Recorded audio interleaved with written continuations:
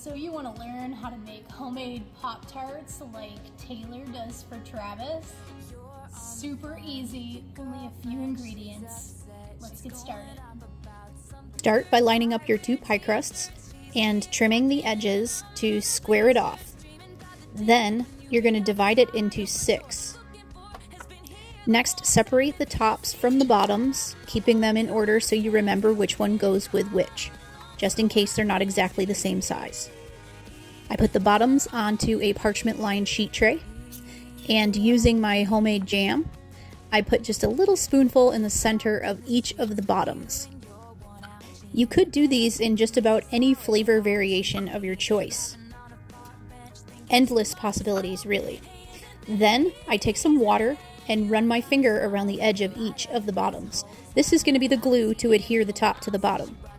Then I gently place the tops on, pressing around the edges to seal, but leaving that center pocket or pouch filled with the strawberry jam. Then I take a fork and go around each of the edges, crimping the sides, and this is what really seals it up. Plus it gives it that traditional Pop-Tart look. It's okay if some leaks out, it's still going to look great when it bakes.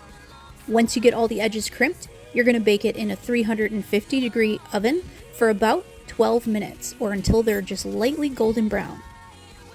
In the meantime, we'll make our icing. Pour some powdered sugar into a bowl, and I'm using just the liquid from my jam, 2 teaspoons, and adding water little by little until I get the right consistency. Make sure you do less before you do more, because it's easy for it to get too wet. But you can see the consistency we're going for is like a very thick icing. Pop-Tarts are done. They look like that. There's a little bit that leaked out, the edges, but that's okay. I'm transferring them to the cutting board so that they can cool faster, as they're still very, very hot. Too hot to ice yet. Just gonna give our icing a quick stir to reincorporate. And about a heaping teaspoon is gonna go onto each pastry. Just put the icing right in the middle and let it drip and do its thing to give it that natural look. You have to work kind of quickly here because you want to put the sprinkles on while the icing is still wet. Take a look at these. Travis and Taylor, eat your heart out. Yum.